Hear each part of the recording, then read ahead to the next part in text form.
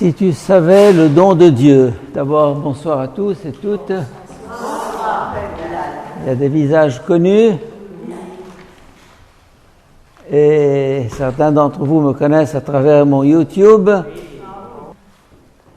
Donc, je suis content d'être avec vous cette petite semaine, ou cette grande semaine. Je ne sais pas si ça fait combien, 8 jours, 7 jours. Nous allons cheminer ensemble à partir de ce thème, si tu savais le don de Dieu.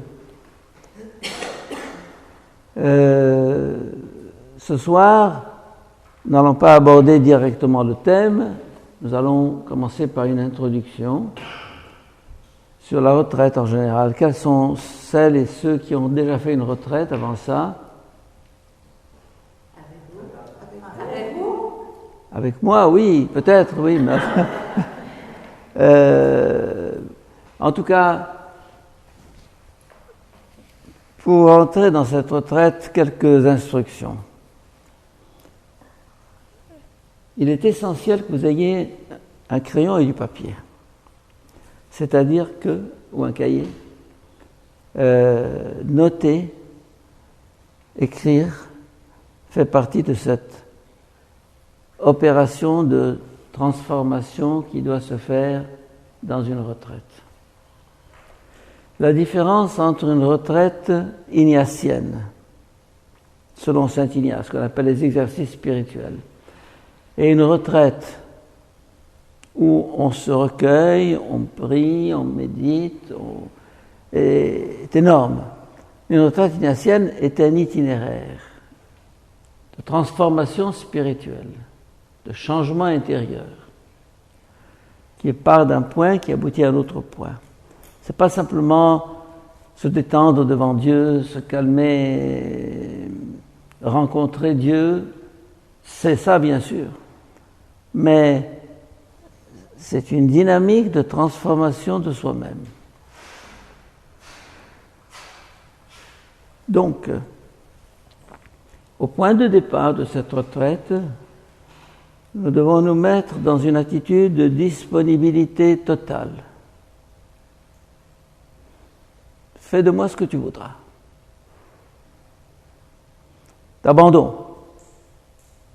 Comme la glaise dans la main du potier. Être prêt à se laisser façonner, même si ça fait mal, même si ça va dire aïe.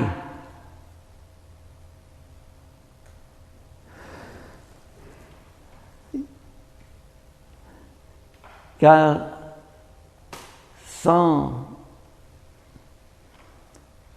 un dépassement, sans un arrachement même, rien ne se passera. Et donc j'insiste sur ce premier point de disponibilité. Ce que tu veux, Seigneur. Même si c'est dur, même si c'est difficile, même si ça paraît impossible. Ce que tu veux, Seigneur. Vous devez sortir de cette retraite différent et différente du jour où vous êtes entré. Et être prêt à ça. Je vais vous donner un tout petit exemple.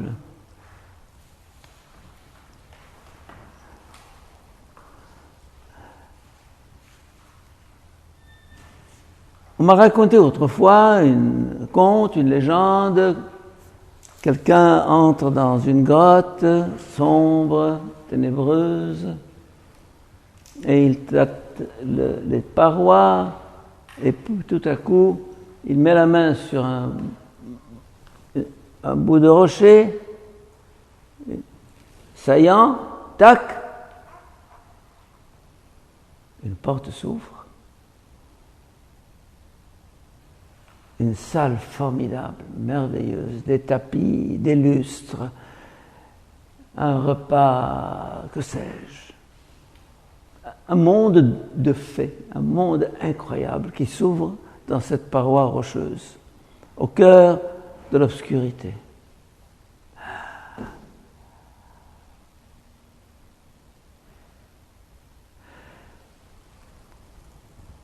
Ce que je vous dis là, c'est ce qu'il y a en vous. il y a un monde de merveilles caché. Et vous ne le savez pas.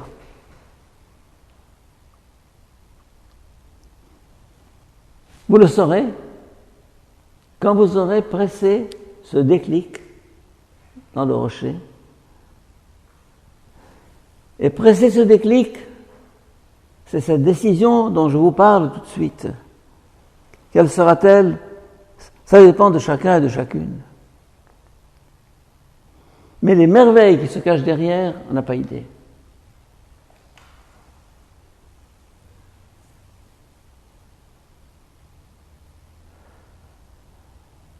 Mais,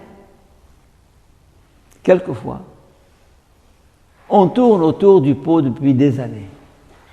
Écoutez bien, savez que c'est ça le point sensible. Vous savez que c'est ça votre point faible. Vous savez que c'est ça cette habitude à dépasser. Vous savez que c'est ça cet attachement à dépasser aussi. Et on tourne. Quelquefois des années. On sait. Mais trop dur, trop difficile.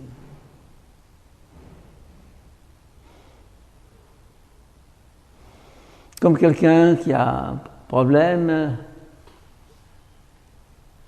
et qui va chez le médecin, qui touche, il dit aïe, aïe, surtout ne touchez pas. Mais c'est en touchant que je vais détecter le mal, que je vais voir. Non, non, s'il te plaît, ne touche pas, je rentre chez moi, merci. Opération, merci. Hôpital, merci. Non. J'aime mieux vivre avec mon mal que de risquer une opération, une souffrance. Tant pis, rentre chez toi. Vis avec ton mal, vis avec ton problème.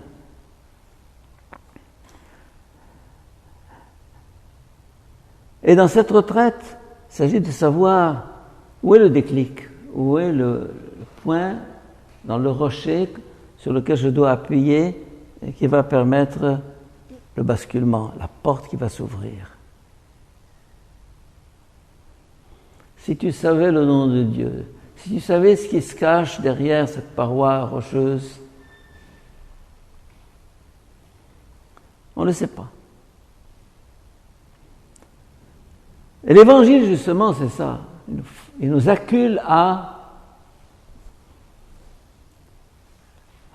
comment dire, à aller jusqu'au bout de nous-mêmes.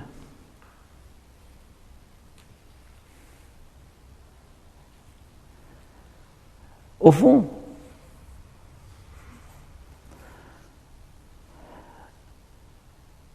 chacun de nous rêve d'une vie autre. Il a la nostalgie de quelque chose qui se cache en lui. Il ne sait pas quoi. Posez-vous la question, suis-je vraiment ce que je voudrais être? Suis-je vraiment ce que je voudrais être? Suis-je vraiment ce que je suis profondément?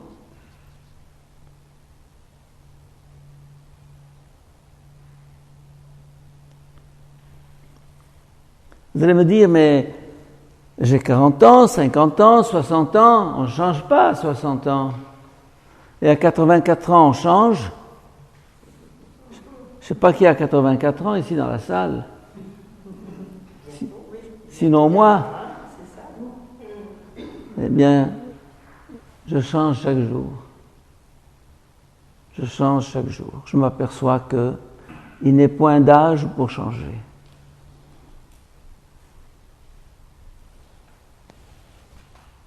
Je suis surpris moi-même. Chaque jour, je découvre du neuf. Chaque jour, je fais un pas en avant. Chaque jour, je grandis un petit peu. Et le jour où vous arrêterez de grandir, eh bien, vous serez morte ou mort. Vivre, c'est grandir. S'arrêter de grandir, c'est la mort.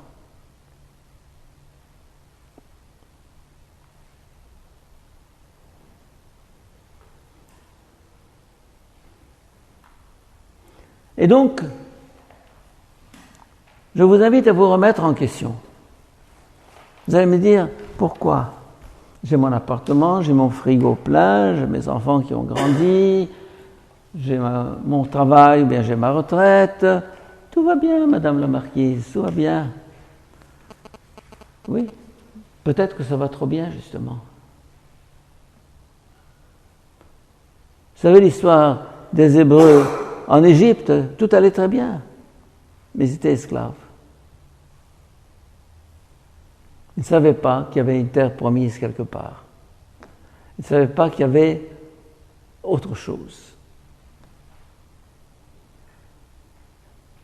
D'où notre difficulté, quelquefois, à se dire « je préfère encore l'esclavage à ce passage par la mer Rouge. Laisse-moi là où je suis, ne m'embête pas. » Eh bien, si vous êtes venu dans cette retraite, c'est pour être embêté. C'est-à-dire pour être secoué. C'est que je vous ai transformé. Vous allez me dire, à mon âge,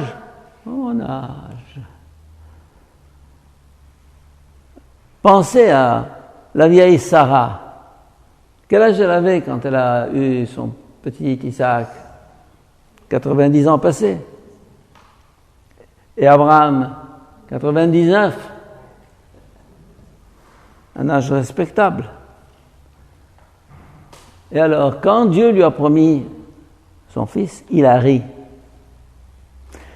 Et quand Sarah a entendu la promesse renouvelée à Abraham, elle a ri. Et Dieu lui a dit, tu ris. Elle dit, non, j'ai pas ri. Comme petit enfant dans l'école. Tu as parlé? Non, monsieur, j'ai pas parlé. J'ai pas ri. Si, tu as ri. Et c'est pour ça qu'on l'a appelé Ishaq. Ishaq, ça veut dire en arabe ou en hébreu, ethak. En arabe, aujourd'hui, on emploie le même verbe. Hein? Ne riez pas. Ne riez pas. Vous aurez un enfant. Quelque chose va naître en vous. À condition, justement, d'entrer dans ce chemin de foi, d'accepter une transformation. Cette disponibilité que je vous demande au point de départ. Fais de moi ce que tu veux. Me voici, Seigneur. Me voici. Me voici pour ce que tu voudras. On ne sait pas ce qui nous attend. On ne sait pas ce que Dieu attend de nous. On ne sait pas ce que Dieu veut de nous. Mais si jamais nous arrivons au lieu qui fait mal, au déclic, ne disons pas non. C'est à partir de là que quelque chose se passe, que notre vie bascule. Quel que soit notre âge.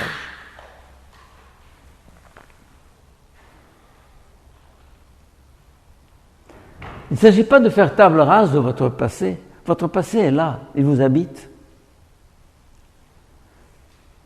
Mais à partir de ce passé, à partir de votre milieu, de votre formation, de votre histoire, de vos qualités, de vos défauts, de votre culture, de tout ça, prendre un nouveau départ.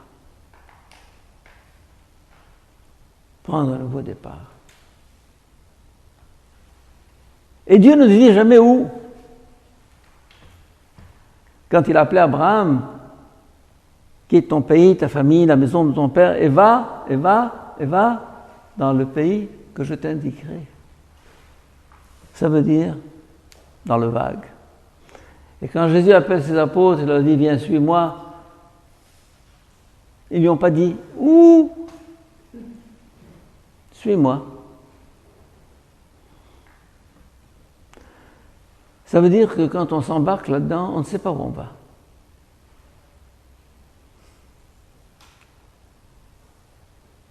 Et on ne sait pas comment on va pouvoir affronter dans le désert du Sinaï, après avoir traversé la mer Rouge, le peuple hébreu rouspète. Parce qu'il n'a pas de quoi manger et pas de quoi boire. Et Moïse est là perplexe. Frappe le rocher, ils boiront. qui se couchent demain matin y trouveront de la manne par terre et des cailles. Au jour le jour. Quand j'ai commencé ce voyage, quand j'ai prévu ce voyage, j'étais très fatigué, très très fatigué. Je me suis dit, jamais je n'y arriverai. Et puis je me suis dit, bon, j'avais réservé mon billet, on a ajouté encore une nouvelle étape, Rome, 3 jours, qui n'était pas prévue. Bon, Rome, 3 jours, la Hongrie, 2 semaines, la France, la Belgique, la Suisse, et puis le Canada, Montréal, et puis ensuite Ottawa, et puis Toronto. Et je me disais, au point de départ, mais tu es complètement fou. C'est pas raisonnable. Et Abil qui est là, elle sourit bien sûr, parce que elle aussi se disait comment est-ce qu'il va faire. Mais je me rends compte que jour après jour, Dieu me donne la force d'avancer. Au jour le jour. Comme l'écaille et comme la manne. Ne gardez pas la manne au lendemain. Ne thésaurisez pas. Chaque jour, je vous enverrai ce qu'il faut pour vivre, pour manger, pour avancer. Donne-nous aujourd'hui notre pain de ce jour. De ce jour. On s'entoure de sécurité, surtout dans les pays développés, pays du premier monde. Sécurité, assurance médicale, assurance maladie, assurance vieillesse, pension, que sais-je.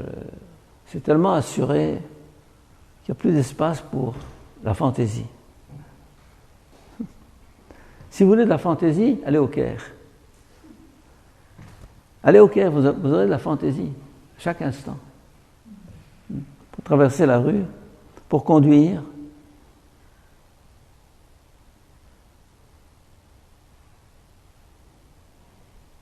Ce qui a développé chez l'Égyptien le sens de la débrouillardise,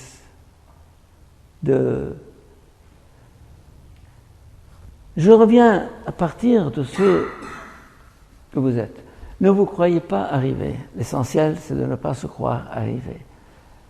Si vous croyez arriver, ne venez pas à cette retraite. Le chemin est large et long devant vous. Il y a un cantique, un chant que j'aime beaucoup. Va plus loin, vous le connaissez? Va plus loin, même si tu te crois arriver. Va plus loin, va plus loin. Le voyage est à peine commencé et la route est encore longue vers la fraternité et l'horizon de l'amitié. C'est beau, beau, beau, beau. La vie spirituelle est un chemin. Une retraite, c'est un chemin, un itinéraire. Et le mérite des exercices spirituels, justement, est d'avoir marqué les étapes de ce chemin. Pendant longtemps, je les ai faits sans comprendre la logique même des exercices. Il y a une logique terrible dans les exercices spirituels. De purification progressive, de dépouillement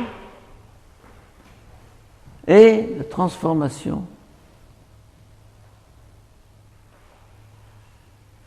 Un peu comme, comment on appelle ça, un moulinex ou bien une machine à hachoir.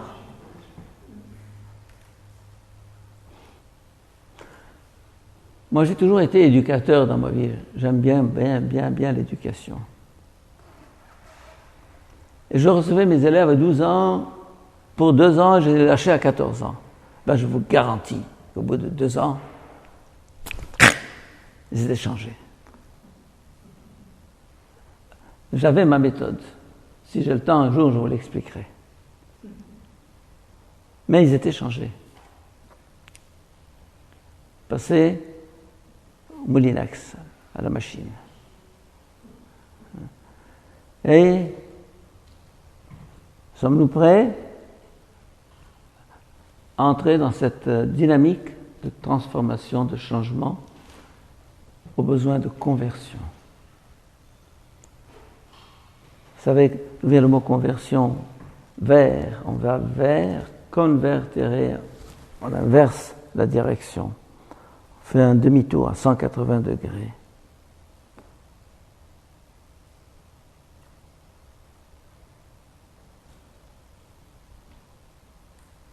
Et donc c'est ce réveil qu'il s'agit de provoquer en nous. Et se dire au fond que être capable de changer, c'est ça le secret de la jeunesse. La jeunesse n'est pas un âge dans la vie. La jeunesse n'est pas un âge dans la vie, n'est pas quand on a 20 ans, 30 ans. La jeunesse, c'est un état d'âme. Il y a des jeunes qui ont 80 ans et des vieux qui ont 20 ans. C'est comme ça.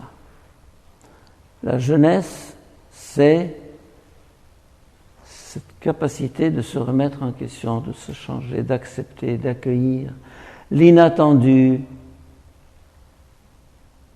qui se présente à nous.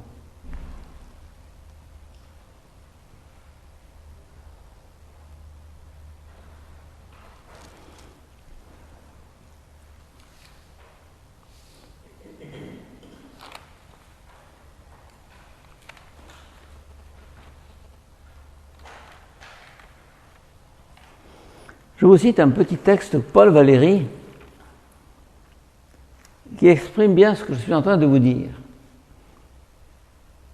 Un jour, j'ai touché par hasard je ne sais quel ressort et voici qu'une porte secrète s'est ouverte. Je suis entré dans des appartements étranges et infinis. J'étais bouleversé par mes découvertes. Je sentais, en me mouvant dans ces chambres inconnues et si mystérieuses, qu'elles étaient la vraie demeure de mon âme. Souvent, nous sommes étrangers à nous-mêmes. Nous vivons hors de nous-mêmes. Pensez à la phrase de saint Augustin, « Je cherchais hors de moi ce qui était en moi ».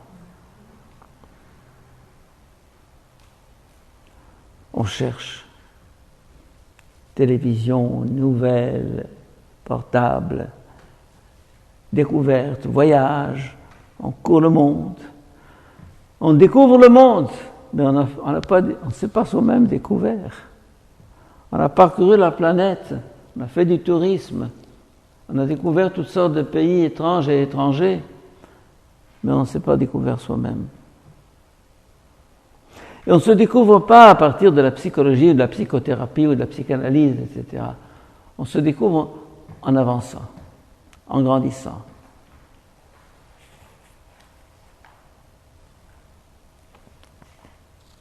Eh bien, mettons-nous dans cet état de disponibilité et en même temps de foi, parce que ne pensez pas que vous avez ou que nous avons en nous la force de nous changer. C'est une force qui vient d'en haut, ce qu'on appelle la grâce. Et elle vous est donnée dans cette retraite. Je vous le garantis. Car au moment où Dieu demande, il donne la force de faire. Des gens malades, des gens qui ont eu un accident, des gens qui ont perdu quelqu'un de cher, un être cher. Je dis, Dieu envoie la grâce avec l'épreuve.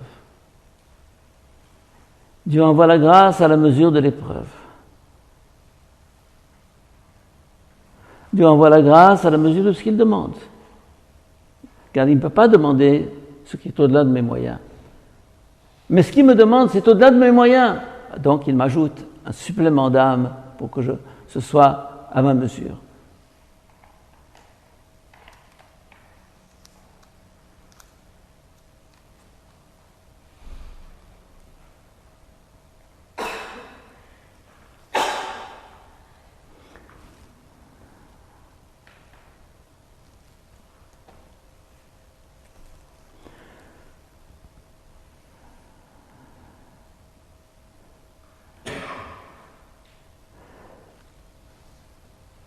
Dans cette perspective, je vous invite à méditer.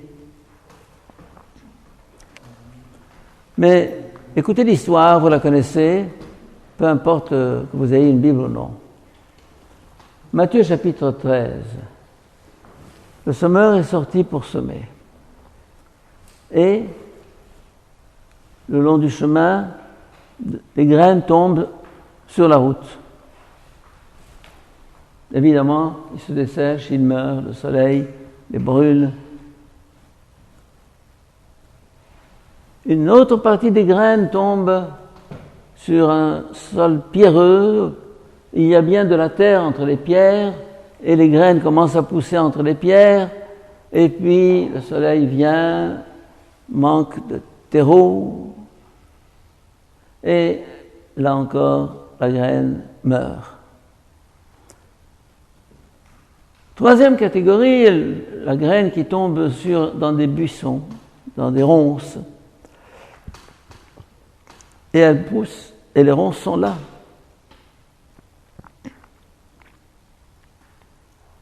Mais les ronces sont plus forts. Et puis, quatrième catégorie qui tombe dans la bonne terre. Et alors, ça pousse bien.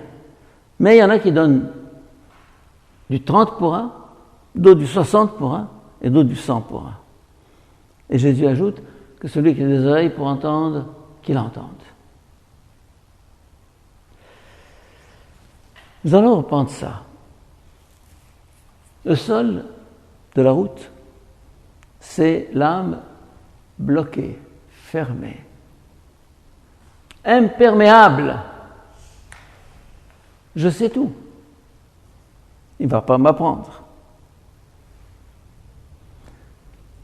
Pensez aux pharisiens de l'Évangile. Ils savent tout. Dieu ne peut rien sur un cœur bloqué, fermé, suffisant, orgueilleux.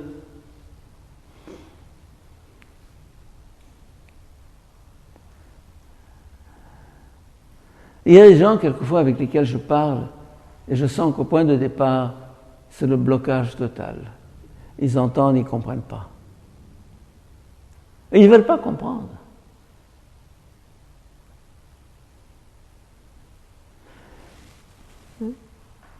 Posons-nous la question, suis-je dans cette attitude?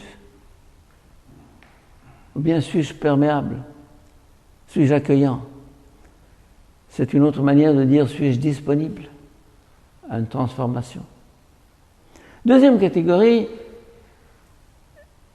le sol pierreux, ça tombe au milieu des pierres, ça pousse un peu, bien sûr, et puis, je connais tant de monde qu'on appelle des velléitaires. C'est quoi des velléitaires? Ce sont des gens qui, bien sûr, etc. Que de comités j'ai constitué. Qui veut faire partie du comité? Moi. Alors on vient le jour du comité, ils étaient 10, il y en a 3. Les autres, du calame, comme nous disons en Égypte. Parole. Alors, ce sont des velléitaires. Et le danger, par exemple, dans une retraite, c'est qu'on s'enflamme, prend des résolutions. Je vous demande le mois suivant, où en sont-elles? Ah, vous savez, elles sont sur le papier. Ben oui, elles sont sur le papier. Alors, dans cette retraite, nous allons sans doute arriver à des résolutions. Et quoi faire pour qu'elles ne restent pas sur le papier? Quoi faire pour qu'il y ait un suivi? après cette retraite. Comment? Qu'on ne soit pas donc comme cette graine tombée au milieu des pierres. Troisième catégorie, au milieu des ronces. Alors au milieu des ronces, ça veut dire, je veux combiner l'évangile et le monde. Vous allez me dire, mais nous sommes dans le monde, on ne peut pas faire avec. Le monde a un autre sens dans l'évangile, ce n'est pas le monde simplement. Le monde, c'est tout cet ensemble d'orgueil, de vanité, de passion, de servitude, qui est... Ce monde, c'est le royaume du mensonge, de la comédie. Balzac a une série de livres, La comédie humaine. Et souvent, quand on voit un peu la société dans laquelle on est, c'est la comédie. Ou bien la société du spectacle, comme on dit. Quand je vois les gens devant la télévision qui font les sympathiques et qui... Sortons de ça. Alors, on ne peut pas laisser passer le bon grain et les passions qui nous esclavent, comment dire en français, qui nous rendent esclaves. Et là, il y a peut-être des résolutions à prendre. Et finalement, la bonne terre. Et je pense que vous êtes tous dans cette catégorie, la bonne terre, puisque vous êtes venus à cette retraite, que vous êtes disposés à accueillir la graine. Mais, il y aura 3 catégories. Ceux qui vont donner du 30, je leur dis, bravo, c'est pas mal. Mais tu peux plus. J'aime bien cette phrase, tu peux davantage. Tu peux plus. Yes, we can. Ça, c'est Obama. Hein? Yes, you can. Tu peux plus. Pourquoi donner 30 quand tu peux plus? Et alors là, à côté de l'attitude de disponibilité dont je parlais tout à l'heure, il y a une nouvelle attitude aussi dans la retraite. C'est l'ambition, la générosité. Saint Ignace, dans les exercices, dans les annotations des exercices, la 5e annotation, il dit que le retraitant entre dans sa démarche avec une grande générosité. C'est un autre mot pour la disponibilité. Voulant aller au bout, être prêt à tout. Ce qui a fait les saints dans l'histoire, c'est ça.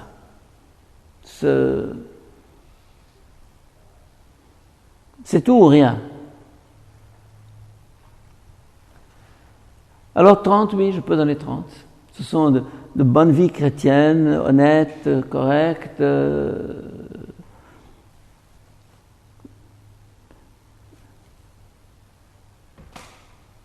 Et puis à l'autre, 60.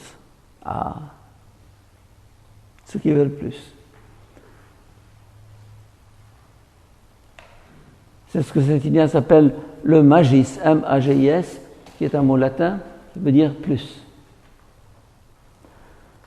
Le magis, c'est-à-dire être toujours au-delà de ce qu'on a fait, de ce qu'on peut faire, de ce qu'on croit avoir fait, toujours plus. Je me rappelle, quand j'étais gosse, il y avait des petits louveteaux qui venaient se réunir dans la cour des Jésuites autrefois, et ils avaient un slogan, « Nous ferons de notre mieux, mieux, mieux, mieux, mieux. » Hein?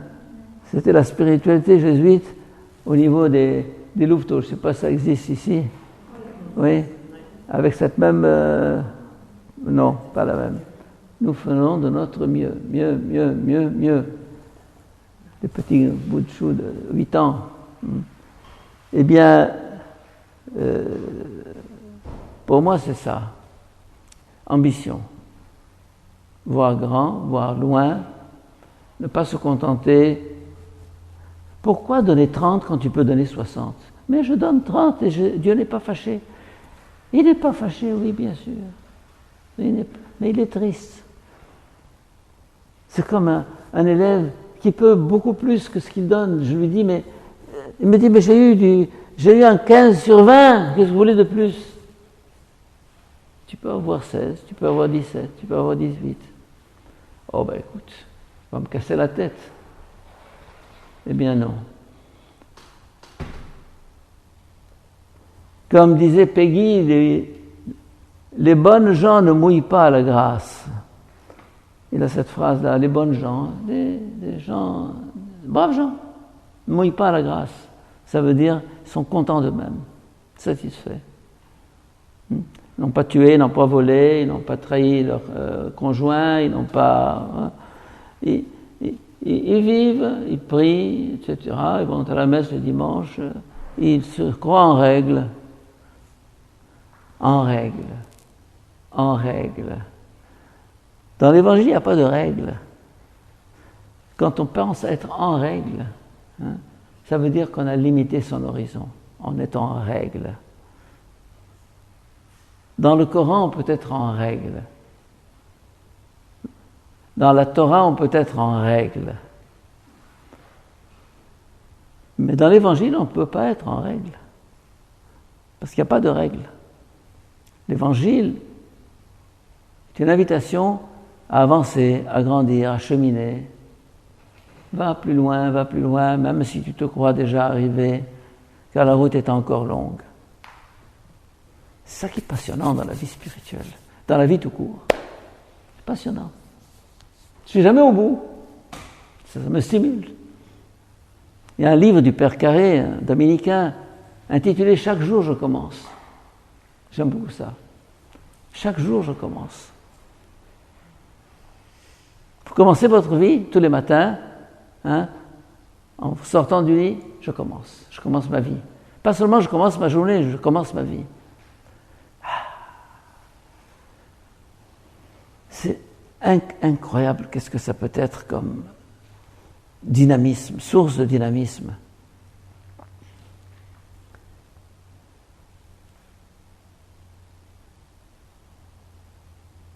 Et alors il y a le 100, 30, 60 et 100.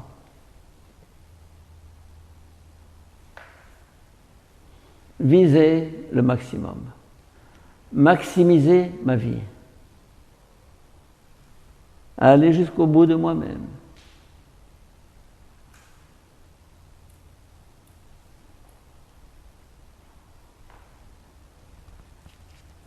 Donc, deux mots de grâce à demander, parce que Saint Ignace, dans chaque méditation, nous demande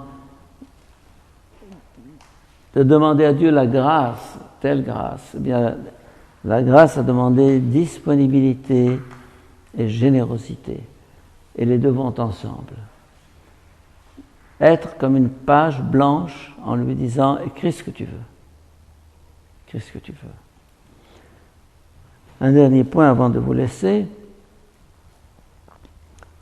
c'est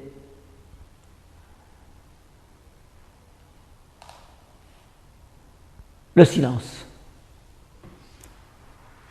Hier, nous avions un grand dîner gala pour Caritas Égypte avec 400 personnes et j'ai dit il y a encore quelques places dans la retraite que je commence demain soir à la Villa Saint-Martin. Mais c'est une retraite silencieuse. En silence pendant 8 jours. Oui. Merci. Je ne sais pas s'il y en a parmi vous qui ont écouté l'appel hier soir, ou bien vous êtes déjà inscrits avant. Bon. Le silence est magique. On ne se tait pas, on se tait pas parce que c'est le règlement, parce que c'est obligatoire. On se tait parce que le silence est le lieu où Dieu peut parler. Le silence est un espace vide dans lequel Dieu peut se faire entendre. Eh bien, respectez le silence. Entre vous, les repas seront en silence. prendrez votre plateau, vous installerez, vous mangerez en silence. Vous allez dire, c'est asocial. Bon, soyez asociaux pendant une semaine. Ça veut dire que, vous savez, comme dit Jésus dans l'Évangile, le royaume de Dieu est semblable à une graine que quelqu'un sème dans son champ. Qu'il se couche, qu'il se lève, la graine fait son chemin, prend racine, pousse. Et d'une certaine manière, le silence fait que les choses se passent sans décision de votre part. C'est le climat de silence qui fait que quelque chose se passe. Et quelque chose va se passer dans cette retraite, doit se passer dans cette retraite. Quoi? C'est le secret de Dieu.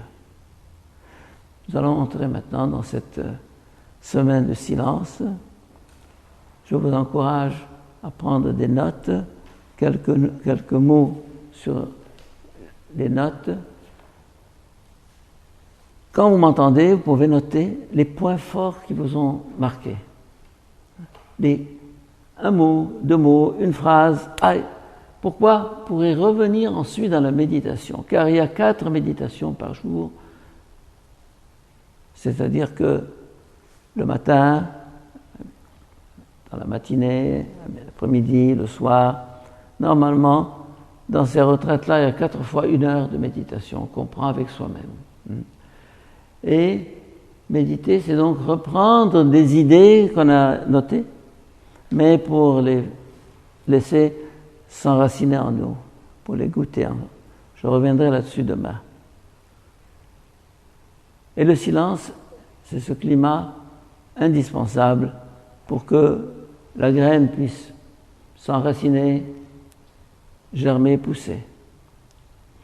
Voilà, je vous laisse maintenant avec l'esprit que nous avons invoqué tout à l'heure, puiser dans son abîme, puiser dans le puits. Allez, bonne nuit. Donc demain, nous nous retrouvons. Je vous donne le programme rapidement.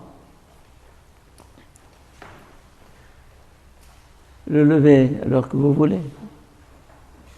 5 heures, 6 heures, 7 heures. 8 heures, c'est un peu tard peut-être. Bref. Je pense qu'il est affiché d'ailleurs. Et puis, moi j'ai une deuxième retraite qui fonctionne depuis 3 jours ici. Donc je prendrai le premier groupe à 8h30 et puis vous à 9h15 ici. Avant ça, vous avez le petit déjeuner, je ne sais plus à partir de quand, et puis prenez le temps de méditer.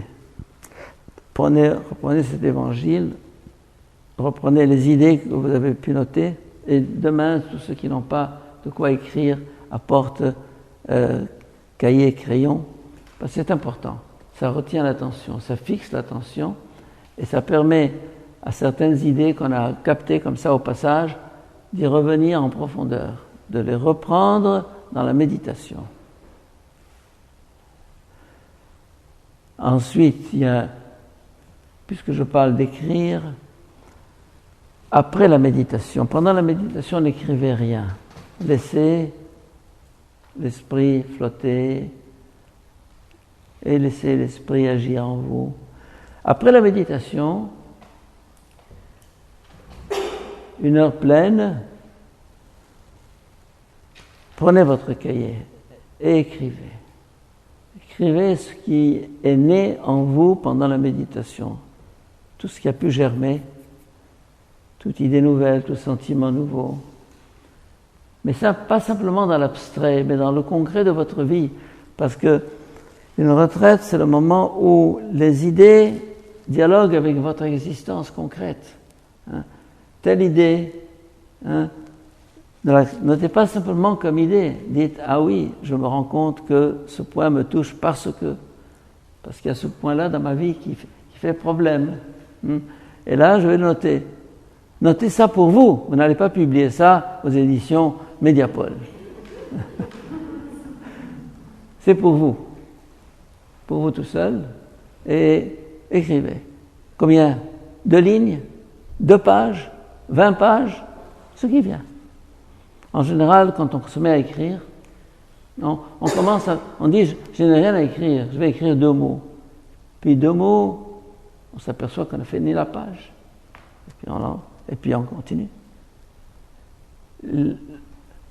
L'écriture appelle lentement à sortir des tas de choses enfouies en nous, qui ne sortent pas dans la conversation, dans le langage, dont on n'est pas conscient. Écrire, c'est se projeter en avant. L'écriture est un miroir de notre âme, de notre intérieur. Et donc, je vous invite à écrire, mais pas dans les méditations. Après, écrire. Écrire votre vie, écrire ce que vous sentez. Demain, je reviendrai là-dessus, mais d'une autre manière. Bonne nuit et à demain. Donc, 9h15. Non. Non, pas 9h15. Non, je termine avec eux à 9h15. 10h moins le quart, pardon. 9h45, oui. 9h45 ici. Et le soir, je les ai à 3h et nous nous rencontrons à 4h15 l'après-midi, le soir. Ok. Bonne nuit.